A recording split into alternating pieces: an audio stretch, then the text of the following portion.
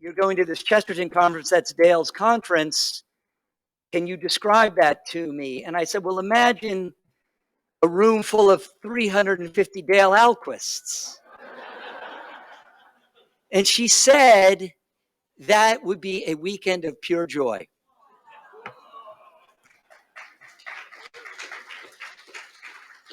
And she's right. And I'm so grateful to Dale. Every time he asks me back, I'm sure it means that, he's putting his name on a list or something. But nonetheless, I'm so glad to be back. And this is a weekend of pure joy. And that's why I'm glad to be here. So what this talk is not, it's not a summary of the life of Christopher Columbus. It's not a summary of the 4 voyages. It's a few thoughts about a man, what motivated him in his exploration of the Indies, and what his life means. I don't see any other way to talk intelligently about the controversies that today attach to Columbus without consideration of these basic topics: the man, his motives, and what the story means. But that said, you will want to know the story. So here's some recommended reading. Here's some there we go. I think Samuel Eliot Morrison's masterwork is still the best. They've corrected some of the math, but he sailed all the routes. He was a navigator himself. His History of the American People, by the way, anybody, Oxford History of the American People, it's superb. If you're going to read a 1-volume history of the United States, that's the one to read. If you don't want to read Admiral of the Ocean Sea, Samuel A. Morison wrote a book for boys. Well, girls can read it too. It's called Mariner. I recommend that. Ernley Bradford, some of you will know. He wrote a biography of Hannibal. He wrote a Siege of Malta, also a naval officer. He's excellent on Columbus. If you want to get into the math and the cartography, the geometry of the day, such as it was, the geography, this man, Nicholas Way Gomez, I don't think he's a believer, but his book, Tropics of Empire, is excellent. If you want to prepare yourself to have conversations with people who are going to tell you that Christopher Columbus was a wicked man with wicked intentions, Bob Royal's book, which originally came out a long time ago, called 1492 and all that, and Sophia Institute Press brought it out a couple years ago. I recommend that. And then, of course, you want this gem from the Scholastic Press. You wouldn't want to sail with Christopher Columbus. Now, you probably don't need this book to tell you that you don't want to do an ocean passage on a 60-foot second-rate vessel. But nonetheless, I'm grateful for Fiona McDonald's contribution to the scholarship. This one has fantastic additional content. And I'm also grateful to her for this one, which I called to your attention back in Colorado. So I actually was thinking about this. I wasn't sure. But Fiona settled it for me. If you want to dive into the primary sources, there's a superabundance. We actually know a great deal. We know a lot about Christopher Columbus. He may be the best known figure of the 15th century. I'm going to say with one exception. Anybody want to guess? Yell it out. Joan of Arc. Who said it? Yeah. Well, of course, why? I mean, there's hundreds of people testifying at her trial under oath and at her rehabilitation. That's the primary source document par excellence. So there's probably nobody from the 15th century about whom we know more than St. Joan. But Columbus is I feel like he's in the top 5. Diaries, legal documents, contemporary accounts, ship's logs, some of which he was pretty accurate with, some of which he deliberately manipulated, right? Columbus was in the habit of making notes in the margins of his books. I do this. I write in books. Some people say you shouldn't do it. I'm going to tell all of you it's okay to do, even if it's a first edition. It's good to talk to the book, and that's how you do it. And thanks be to God he did, because we know a lot about him. And Galileo did this too as well. We know a lot about him from what he wrote in the margins of books, and we'll talk about his library. He wrote an end-of-life apologia, which can only be described as mystical, eschatological, and there's a biography by his son, Fernando Colon.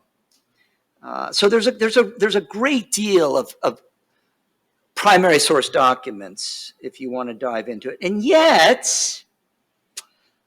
so much is contested. Christopher Columbus, the facts of his life, a little bit, but more so what they mean, and that's what I want to talk about tonight. What they mean. Now, but I do want to say some of the factual contests are kind of fun. The most exciting or interesting or fun one is ethnicity. This is funny because nobody today wants to claim Christopher Columbus, right? They want to tear down his statues. I think, 56 and counting, right? Either torn down or municipalities have taken them down. But there was a time when a lot of ethnicities wanted to claim it. So Irish, English. You can find a YouTube video saying he was a Pole. He was not. Portuguese, Spanish. We get Portuguese. He wrote in Portuguese, right? The Spanish paid for him. There's also an argument that's saying he was a Sephardic Jew. He wasn't. He was not. But we know with near moral certitude that he came from Genoa. How do we know this? He said so. And as we'll see, he loved his fair city by the sea. But the real controversies that surround what historians call the Columbian event, right? October 1492. The permanent uniting of two worlds, heretofore completely isolated from one another, henceforth ever bound together. That's what happened in October 1492. The permanent uniting of two worlds, unknown to each other, henceforth ever bound together. And this is where all the controversy bubbles up. Was it a good thing? Was it a bad thing? Was Columbus a good man? Was he a wicked man? What were his motives? What is the meaning? There, I've said that 3 times. What is the meaning of the events? And we're going to take a stab at this. But those of you who want to leave now and hit the bar, I'm going to give away the end. I'm going to give away the end. The discovery of the New World in October 1492 is the most significant event in history after the Incarnation. It's the most significant event in history after the Incarnation. I get that's a bold claim. Not original with me. Not original with me. I'm not the author of this idea. In fact, admirers and detractors of Columbus both say this, right? Going all the way back to within 50 years of Christopher Columbus, Francisco Lopez de Gomara, the first major historian of the Spanish conquest, it's okay, we can use that word, of the New World, says, right? Here it is. Oh, went too far. The greatest event since the creation of the world, excluding the incarnation and death of him who created it, is the discovery of the Indies. This conviction has come down to our own time. Some of you probably know the work of Kirkpatrick Sale, right? He did a lot of great work on human scale societies. He's actually sort of a friend. It's been a long time. We had dinner a couple times. In 1992, however, he wrote a book marking the 500th anniversary of the Columbian event called Conquest of Paradise. There was a movie that was made. There's only one way to describe the book. It's vitriolic. It's the gold standard of the anti-Columbus narrative. Cultural, I'm summarizing, broad brush, full disclosure. Cultural imperialism, disease, genocide, slavery imposed by white male European Christians on a peaceful, bucolic people. Nonetheless, Kirkpatrick Sale writes, the most important figure in human history. The most important figure in human history. So we're not debating the significance of the event.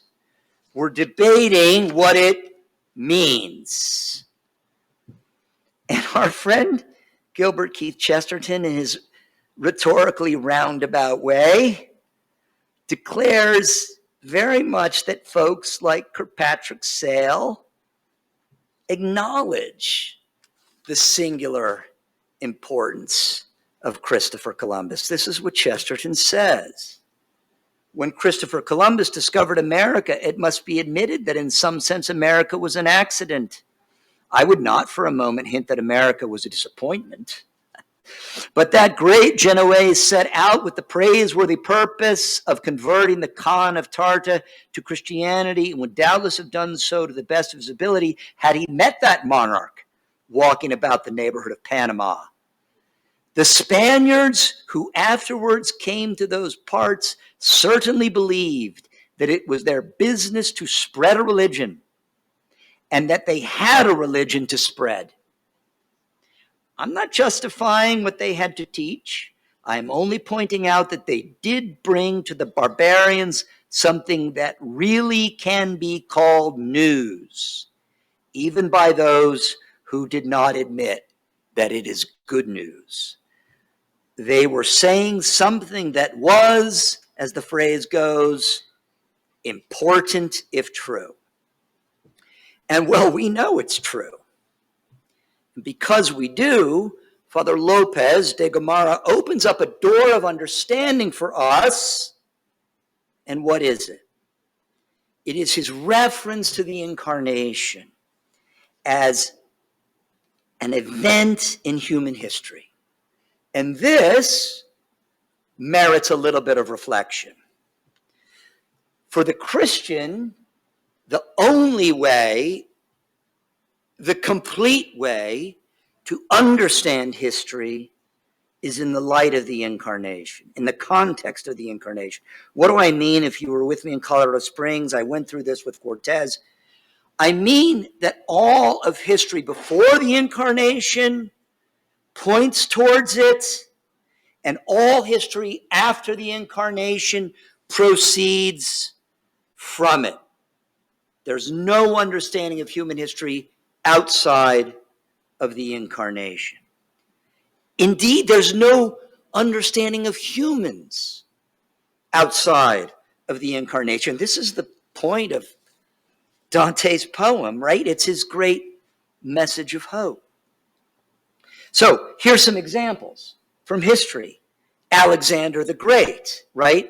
Called in the East the precursor of Christ. What does he do?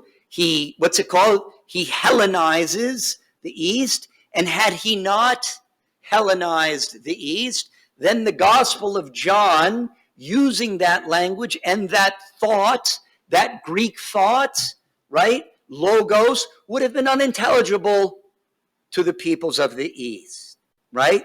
The Punic Wars, this is not original with me. I've stolen it completely from Everlasting Man, right?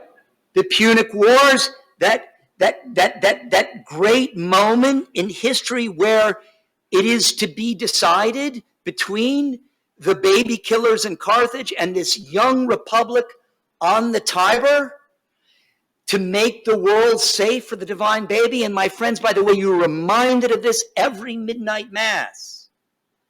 Every midnight mass when the Roman martyrology is read, and the words are read, all the world being at peace. Why? Because of these Punic Wars. Because of these Punic Wars. And of course, the whole of the Roman Empire, the framework of the church, the church uniting the Roman Empire, Greek thoughts, and in that political structure of the Roman Empire expanding up north into Europe. We have this synthesis of the scriptures, Greek thought, Roman political order, baptized in the Christian age. And what is it? It is brought to the world, to the New World. It is brought to the New World in 1492. That is the significance of the Columbian event. That's what it means. Christendom brought to the New World. That's the story. That's the meaning of the story of Christopher Columbus. As Chesterton says, good news that is in fact new and also good. Also good. Alas, people who should know better don't seem to. You will all recall about 3 years ago, the distinguished president of a distinguished Catholic institution of higher learning announced that he would be shrouding a series of murals that had graced the halls of the university's main building for 135 years. The university, of course, is Notre Dame, highest ranked Catholic university in the country, if U.S. News and World Report is to be believed. I'm always a little puzzled about this, why we go to the same publication that rates hospitals and insurance policies and automobiles to rate colleges. But nonetheless, U.S. News and World Report, #1 Catholic university.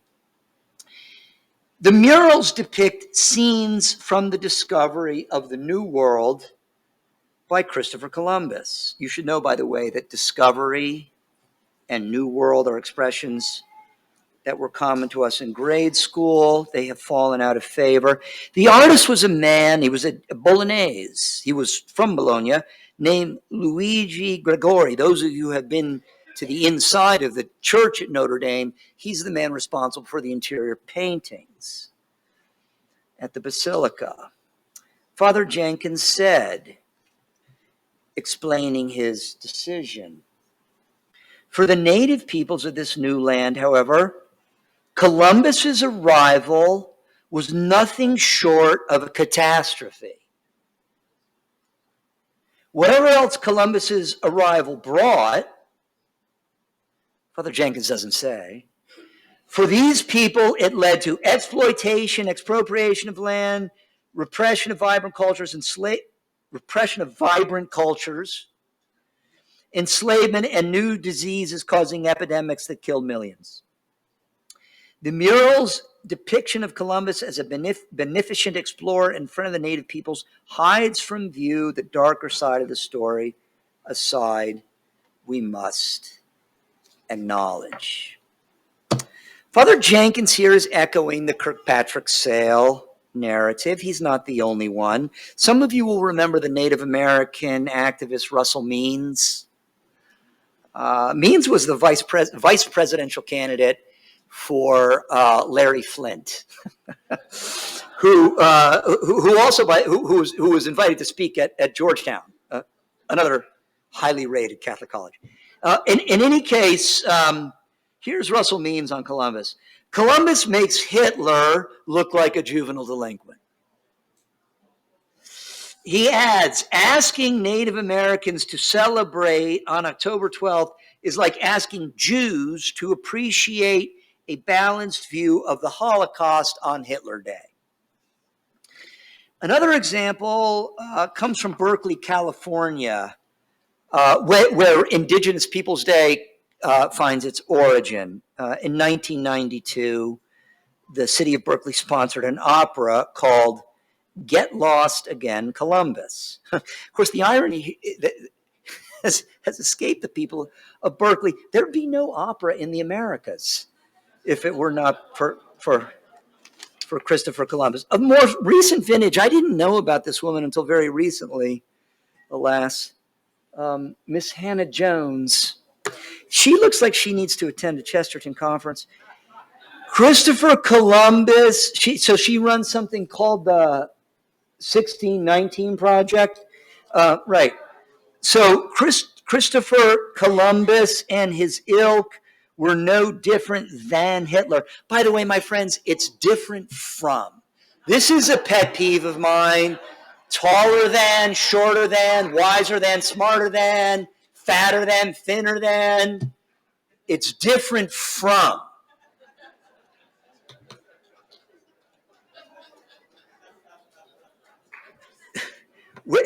Where did Miss Hannah Jones study history?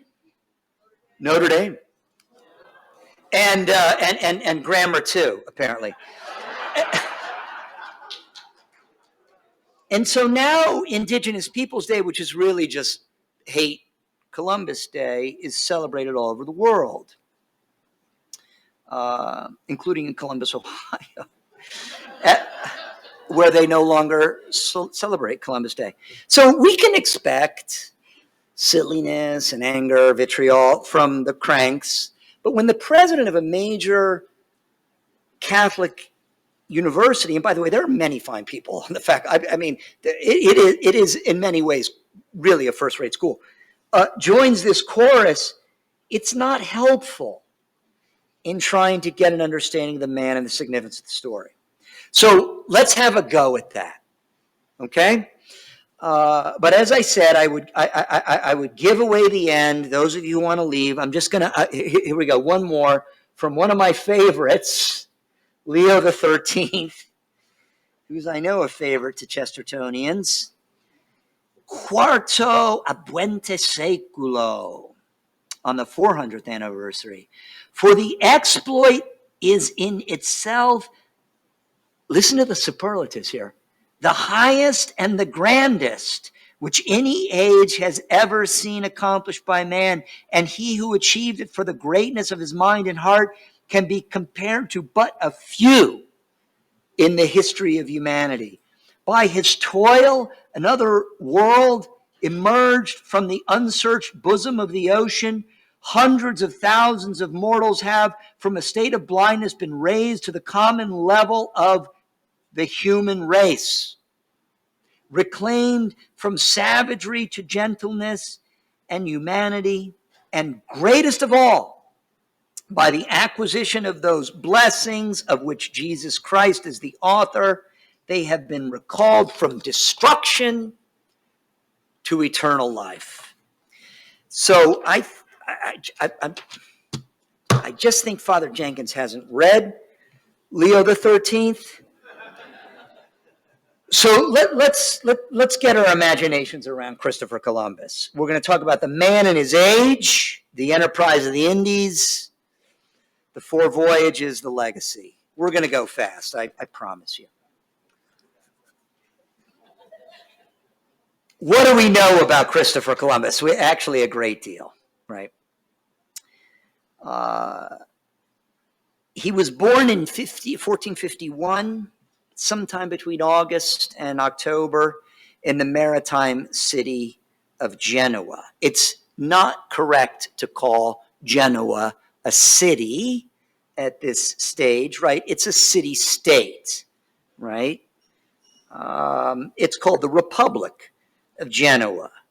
And if you were from Genoa, you would have called it Genoa la Superba, Genoa the Superb, and with good reason. She was a powerful republic, and her wealth came from seaborne commerce, and she traded in textiles and spices, and everywhere you see seaborne commerce, you see the other thing, banking, right? So they were great bankers. But this gives you a sense of Genoa, right? Her reach, all the dark pink she owns, and all the light pink she's operating in, right? This is about 50 years before Columbus was born. Here's another example. You know where this fort is? This is a Genovese fort in the Crimea, much in the news lately, right? So let's talk a little bit about this world of Italy in the 15th century. Italy was a geographic reality, not a political reality. Italy is forcibly unified about the same time that the United States is forcibly unified, right? During the Risorgimento, which was a war against the Catholic Church, right? But in the Middle Ages and in the Renaissance, Italy was much more like ancient Greece. It was a collection of independent city-states or republics. And I would argue probably the greatest flowering of civilization. If you've ever been to Siena and seen the Duomo there, built in a town of probably about 40,000 people at that time. And Giotto, Dante, what else, do I need to say? Probably the greatest. I know there's that book, The Irish Save Civilization, right? Look, I mean, I'm part Irish, right? But honestly, it's Italy. It's Italy in the 14th, 15th, 16th centuries. So Columbus is born in Genoa in 1451. His father is named Domenico. His father is a weaver. He's in the textile trade. The biographers are great with Domenico. They describe him as the kind of father who, when it was good weather, would hang the "Gone Fishing" sign on the door of the shop and take his kids fishing. Well, I mean, in Genoa, that's every day, right? So, or one describes him as the wine merchant who's his own best customer. My kind of guy, right? So that's Domenico. His house, Columbus's house, maybe near a gate or what was a gate. He was from Genoa, and he wrote, "From it I am," this is the proof, "from it I am, in it I was born, that noble and powerful city by the sea." 10 years after Columbus is born, a major event, two years after Columbus is born, a major event in the history of the Mediterranean takes place. The sack of Constantinople. Who said it? You get a gold star, Kurt. Yeah, and you too, Dale. Yeah. The sack of Mehmed the Conqueror. This is the real fall of Rome, right? Because Rome persists in the East for another 1,000 years after 476 or whatever date we assign to the fall in the West, right? But what does this mean on the political map? Well, it means something on the religious map. Obviously, there's a contest of religions in the Mediterranean coming west, but it also means something in the political economic map. And that is that the trade routes from west to east to the Orient are more and more interrupted by the reality of Islam. So the Ottoman Turks are at odds with the Christian West over religion, to be sure, but also they are rivals in trade. So all those Silk Road routes, right? Silk, spices are now interrupted by Islam. Why are spices so valuable at this time? Because people ate bad meat, and it made it edible. You could make Bill Gates size fortunes, Elon Musk size fortunes in spices, speculating in spices at this time and later. All right, so one more thing about the age. Who's the great sea power at this time? It's not Genoa. Who said it? Portugal. Who said it? Gold star. Yeah. It's Portugal. It's Portugal. Prince Henry the Navigator, right? That's not what they called him. That title comes much later. Enfant d'Henrique, right? But Portugal is the sea power. And by the way, they have the luxury to explore the Atlantic. Why? Because they're not fussing with the bad guys in the Mediterranean the way that Spain and Italy are having to do, right? And many of Columbus's contemporaries under Portuguese flag attempt to get to the east. How? By sailing around the Cape of Good Hope. And many of Columbus's contemporaries don't make it, or they come back. They come back. The first one to make it is who? Vasco da Gama, Gold Star. What year? 1497. Yeah, there you go. So several years after the Columbian event. Several years after, right? But anyway, to my point, Columbus is the great sea power. Okay, very well. That's the age. Some quick biographical data. As I said, born in 1450. He is a tall man with red hair. His father, Domenico, is a wool weaver. He has 4 siblings. His brothers will join him in the governance of the Indies. One of his brothers becomes a priest. He has a sister. Giacomo becomes a priest. Santo Domingo, the capital of the Dominican Republic, which is one half of Hispaniola, the other half is Haiti, right? Right. So Santo Domingo is named after Chris's dad. Right? So Columbus does not take up weaving. I mean, I guess we knew that part of the story. He takes to the sea, and as early perhaps as 10 years old, we're not for sure, but we are for sure by 14. By 14 years of age, he's sailing to resupply. Remember that big map of all the Genoese colonies? He's sailing to resupply colonies in the Eastern Mediterranean. There's a specific account of a journey to Chios. In 1476, Christopher Columbus is 25 years old. He's sailing under a Genoese flag with a shipment to northern Europe. He's part of an armada. He's part of a convoy, an armada of Portuguese, Genoese ships, and they're traveling together. Why? Because Europe is in a state of unrest, as it is perpetually, and there's piracy, and actually a lot of it is, well, state-sponsored piracy. So they are set upon by French warships. So in this case, French piracy, and a battle proceeds. Columbus's ship, the Bacala, founders. Columbus is thrown overboard. He grabs a sweep. What's a sweep? It's a giant oar. It's a giant wooden oar. He's 6 miles from the shore, and he swims to shore with the aid of this oar. Now, they'd already come through the Straits of Gibraltar, so the shore he's swimming to is Portugal.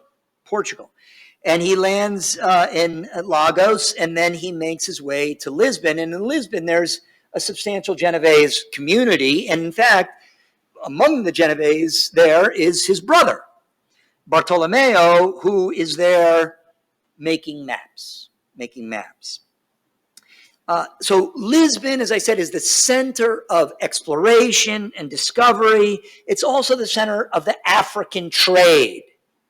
Beads, ivory, gold dust, pepper, and yes, slaves. Yes.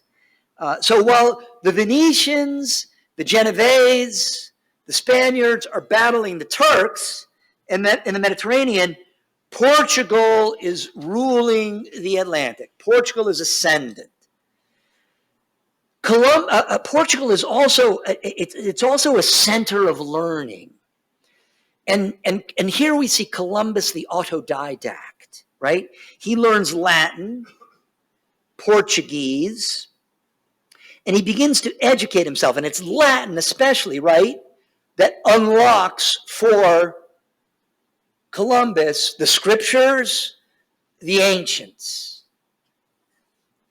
And he starts to buy books, and books are plentiful in Lisbon. He builds a considerable library, and he gains considerable sailing experience, sailing under the Portuguese flag down the African coast as far as the Azores, and by the way, as far up as Ireland and Iceland. Columbus sails into the Arctic Circle. I'm sure a lot of you knew that.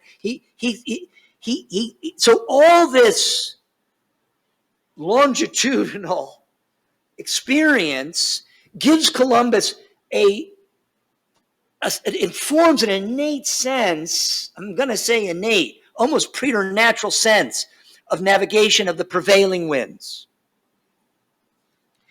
By the time he is 32, he's a master mariner in the Portuguese merchant service. So when he gets the idea of the enterprise of the Indies, well, we're not for sure. These ideas form in the minds of men as time goes on. We know the scriptures inspired him, but he comes up with this idea: sail west to find the east. Sail west to find the east. And at this point, when he's got this idea, everybody with a good idea, he transforms from Christopher Columbus, master mariner, to Christopher Columbus, master fundraiser. This is why I really admire Christopher Columbus, by the way. So he goes to the Portuguese crown, he gets nowhere. And why would he? I mean, the Portuguese are like, well, if this is a real thing, we're not going to send you, we're going to send our own guys. And they do. They send ships west, and the ships turn around and come back. But he does get traction with the Queen of Spain, and this is a talk unto itself. How does he do this? Well, by way of a good marriage. But he does get to Isabella, the great Catholic monarch. And Isabella is very taken with Columbus's piety and his devotion. But more than that, Isabella is taken with Columbus's sense of his role, his explicit and prominent role in salvation history, about which Columbus is clear in his own mind, and to Isabella of Spain. All of his writing is laced with piety, with mysticism, with prophecy. And he makes it very clear to the Queen that the wealth that he is going to acquire for Spain will finance what? A crusade. Who said it? Gold Star.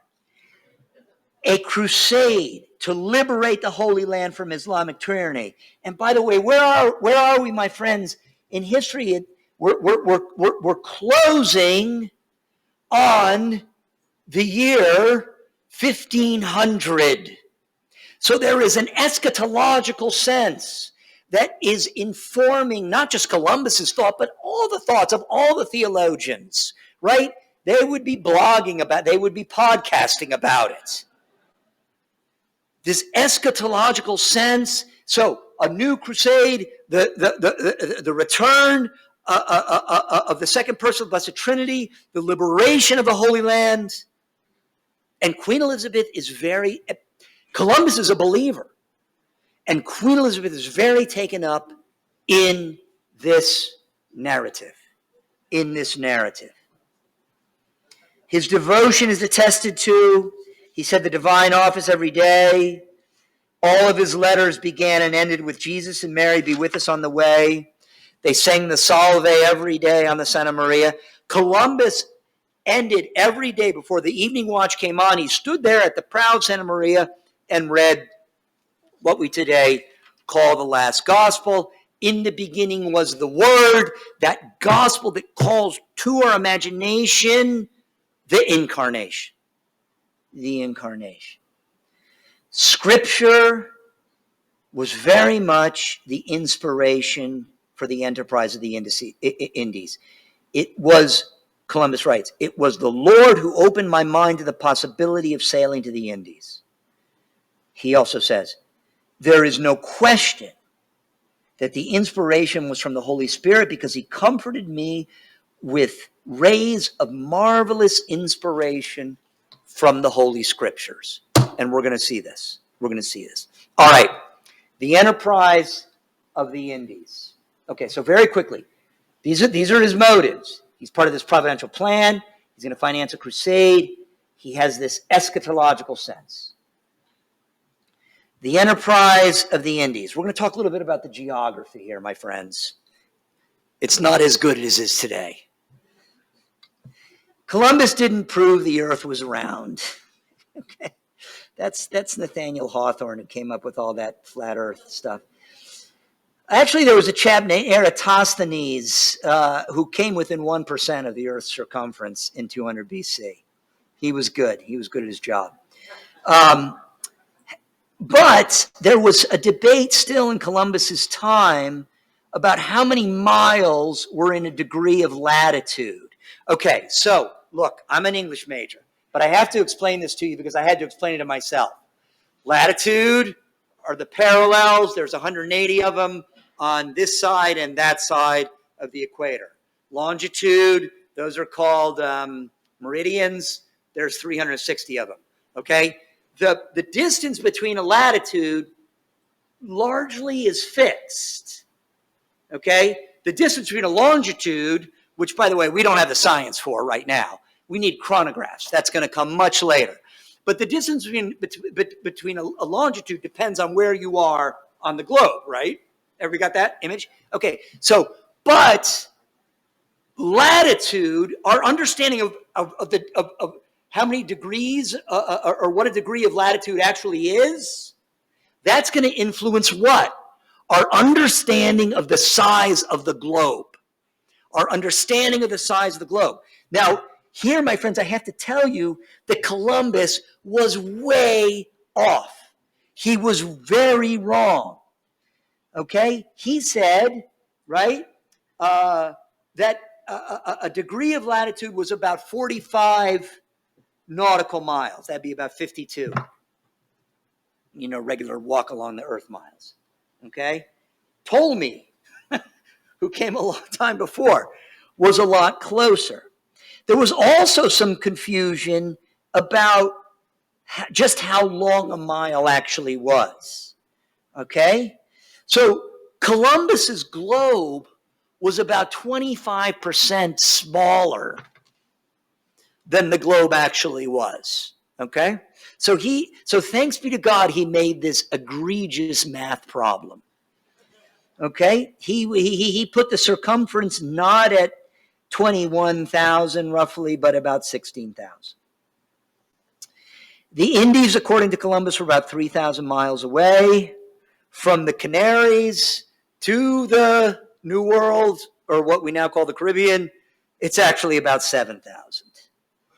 So thanks be to God, he got this wrong. Otherwise, he never would have gone. So all that business about the Dominicans telling him, you're going to fall off the edge of the earth, that's nonsense. The Dominicans were telling him, you have badly underestimated the size of the globe. The Dominicans were right. The Catholic Church was right in telling Columbus he was wrong. Okay. So there were other debates about the globe. How much of it was land and how much of it was water? And also, where was it inhabited? Could it be inhabited below the equator? There were a lot of people who said, no, there's no life below the equator. It would be as if you and I were saying there's no life on Mars. Well, actually, I don't think there is, but this is kind of you have to get your imagination around the conversation that was taking place. There's no life beneath the equator. There's no fertility around the equator. And there was a question about the ratio of earth to water, right? So I think Aristotle put it about 10 to 1. The earth is about 70% water, so Aristotle was a little high. Columbus was way off. He was way off. He said the earth was 6 parts land and 1 part water. And how did he know this? From the book of Ezra, where there's this reference to you have dried up 6 parts or something like that. So he definitely did take his inspiration from the scriptures. It's true. It's true. So Columbus's errors here work to his advantage. Otherwise, he never would have gone. Now, Columbus is working off of a number of maps. I'll show them to you very quickly. Ptolemy's. You notice how under the Indian Ocean, using this sort of cartographic convention, Ptolemy just kind of closes it all off there under the Indian Ocean. Pretty extraordinary map for Ptolemy's age, but that was the world. And then Martellus's, which is 1489, a somewhat more accurate picture, more water, but still a tremendous amount of land. And this is the globe, Benheim's globe, that really does inspire Columbus. This is the one he's working off. What none of these globes show, of course, is the continent in between. All right, 4 voyages, real quick. The first voyage, 33 days at sea. He lands. Really, these were crummy ships. They really were second-rate vessels. The Santa Maria was the best of them, about 60 feet. Imagine going on the open sea. 33 days at sea. The courage of this man and his crew. San Salvador, they make land. Hispaniola, Cuba, they explore. They meet the Tanos, who are very peaceful. They meet the Caribs, who are not. This is where the word cannibal comes from. But he was certain that he had reached Asia. He returns to Spain. He's feted, of course, because everything he said was going to happen did, in fact, happen. And so for his second voyage, he's given 17 ships. He makes the crossing much more quickly. He colonizes Hispaniola. He explores Jamaica. He continues to explore the coast of Cuba. He sets up a tribute system for gold.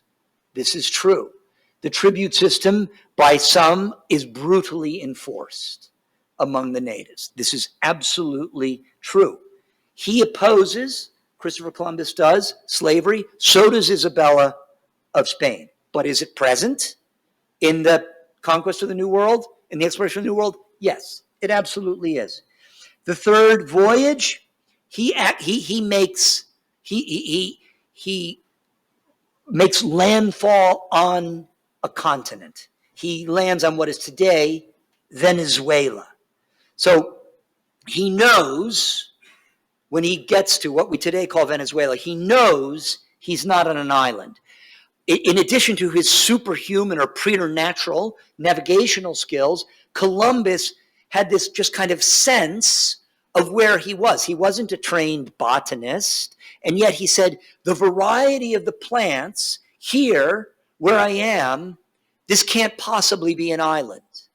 The size of the rivers, this can't possibly be an island. The way the place smells, this cannot possibly be an island. On his third voyage, he is accused of poor governance by Cristoforo Bartolomeo Diego. He is tried. He is put in chains. Not tried. He's put in chains and sent back to Spain to be tried. The charge does not stand, But the queen says, Columbus, your strengths are in exploration, they're not in governance. So we're going to restore your lands to you, we're going to restore your holdings to you, but your age, your time as politician, your time as governor in the Indies has come to an end. So his wealth, his lands were restored to him, but not his titles.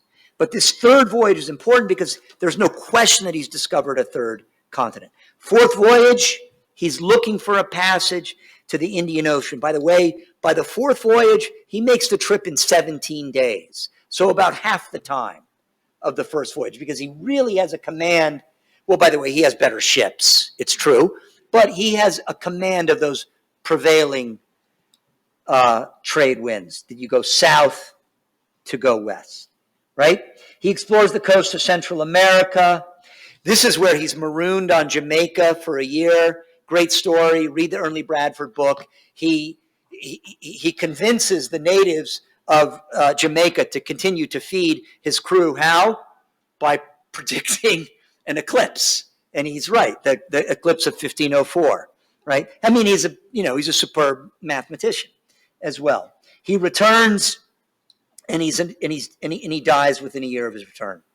He leaves a will of his considerable fortune, and his will is to support two things: crusade in the Holy Land, missionary activity in the New World. Missionary activity in the world. Where's Father Jenkins? All right, his legacy. He discovered land where no one thought there was land.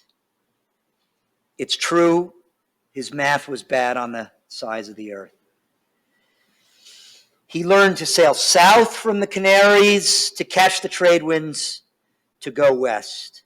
By his third voyage, he just had this intuitive knowledge that he was on a continent.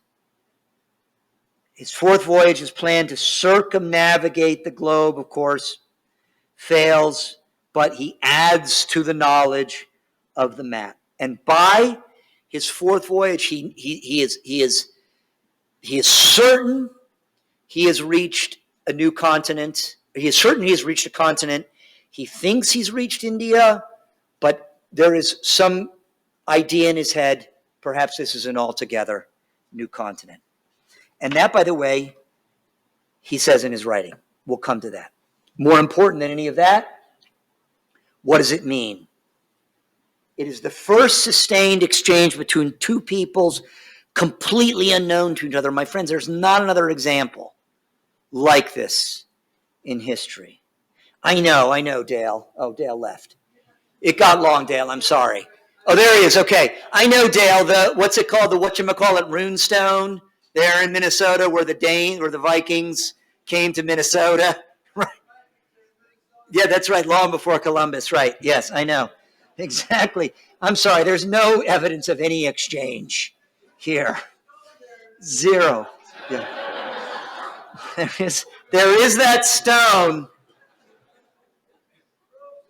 The greatest event in the history of the world outside of the Incarnation, right? But the only way for us to understand it, of course, is in the light of the Incarnation. We'll come to that real quick. This Columbian exchange, a term we've used for nearly half a century, with this widespread transfer between Europe and the Americas. So if you like any of these things, you should celebrate Columbus Day. All right? Corn or maize, right? Tomatoes, potatoes, vanilla, chocolate, rubber, tobacco. That's a hit, I know. None of these plants existed in the okay, so those come here, or rather come to Europe, and then before Columbus, none of these plants exist in America. All citrus. I know it's fun to think about Florida and Texas and California and Brazil as citrus. That's all from Africa. That's all as a consequence of this Columbian exchange. Apples, bananas, mangoes, onions, garlic, all that's from the old world to the new world. So by the way, my friends, if you like salsa, onions, garlic, tomatoes, You love Christopher Columbus. Rice, wheat. Every time you have salsa, I want you to salute Christopher Columbus. All domestic animals come from Europe. There's some evidence that the Aztecs maybe domesticated dogs for guard duty, but I don't, yeah. So domestic animals, all that comes from Europe. Now, what else does Europe bring to the New World? Disease in large measure. Now, there are not demographers at this time, so we don't know, but those who put the numbers in the millions of deaths, this is probably accurate. Let's admit it. This is probably accurate. There were not immunities to these European diseases, and many natives fell to them. It's possible, by the way, that syphilis, there are two theories about syphilis, one from the Orient and one from the New World. The New World is supported by the reality that Henry VIII probably died of syphilis in around 1530-ish. When does he die? So it moves quite quickly through Europe if it comes back with Columbus. But anyway, the conversation that goes on today about disease, it goes to this question of genocide, right? Well, the not deliberate sharing of, and by the way, people didn't even know how infectious diseases were shared. This does not constitute genocide. In fact, I refer you to the work of a man named Stafford Poole. He's a Jesuit. And by the way, actually, I think he's gone to his reward. He used to teach at the seminary in Orange County or Los Angeles. He's a good historian. He's not a conservative. He's a liberal. But he writes, as elaborated in this century, the term genocide applies to a calculated, deliberate extermination of an entire identifiable people for racial or other reasons, religious reasons, right? Like the Vendée, for example. Despite the dreadful consequences of the European invasion of Latin America, there never was any planned or calculated desire to destroy the people as such. There are terms to describe what happened in the Western Hemisphere, but genocide is not one of them. It is a good propaganda term in an age where slogans and shouting have replaced reflection and learning, but to use it in this context is to cheapen both the word itself and the appalling experiences of Jews and Armenians, to mention but two of the major victims of this century. Was there slavery? There was slavery. There was slavery. But let's be explicit, my friends. The Catholic Church issued bull after bull, statement after statement, condemning chattel slavery. I quote my friend Steve Weidenkopf. From 1435 to 1890, a succession of popes condemned the slave trade and slavery in no uncertain terms. The first pope to do so was Eugenius IV, died 1447, who in his 1435 bull demanded that Christians free all enslaved natives on the Canary Islands within 15 days or face excommunication. The 57 years before Columbus's first voyage, the Roman pontiff unequivocally prohibited the enslavement of native peoples. In 1537, Paul III issued a bull that taught the native peoples are not to be reduced to slavery, and that whatever happens to the contrary is to be considered null and void. Gregory XIV, 1591, dies,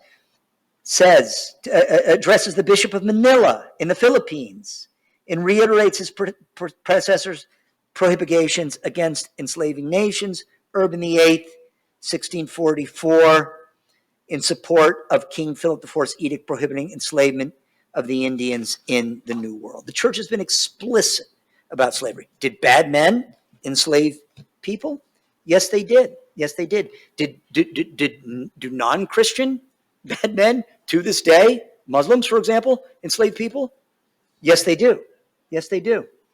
The cultural exchange. The wheel, the arch, the column. Maybe this is what Father Jenkins means when he said, whatever else Columbus brought. None of these things existed in the New World. the dome. I know Tenochtitlan was that magnificent city.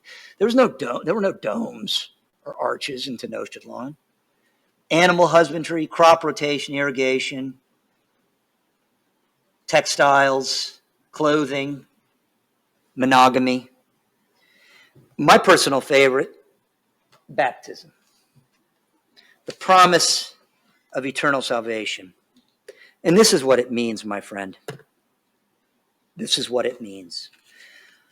You know, all of us can start on something with good motives and then leave it to future generations to determine the merits of it. Christopher Columbus knew. He knew. He knew. Maybe he had infused knowledge. And only in the light of the incarnation can we judge what he did. I'm going to close with a letter that he wrote after his third voyage, after discovering the new continent, to the Queen. It would be the greatest thing for Spain to have a revenue from this undertaking, your highnesses. It would be the greatest thing for Spain to have a revenue from this undertaking. Your highnesses could leave nothing of greater memory. And your highnesses will gain those vast lands which are an other world, and where Christianity will have so much enjoyment and our faith in time so great and increase. I say this to you with very honest intent, and because I desire that your highnesses may be the greatest lords in the world, lords of it all, I say, and that all may be with much service and satisfaction to the Holy Trinity. Samuel Morison of this passage writes, what superb faith, what marvelous prophecy. At a time when Spain's first overseas colony was languishing and settlers had to be recruited from the jails, when few people of any importance believed in Columbus or thought his discoveries worth the smallest of the Canary Islands, he foretold the vast revenue that Spain would obtain from these conquests, making her the first power in Europe. He predicted that Christianity, whose territory had been shrinking since the rise of Islam, would advance triumphantly in his other and new world. Thank you.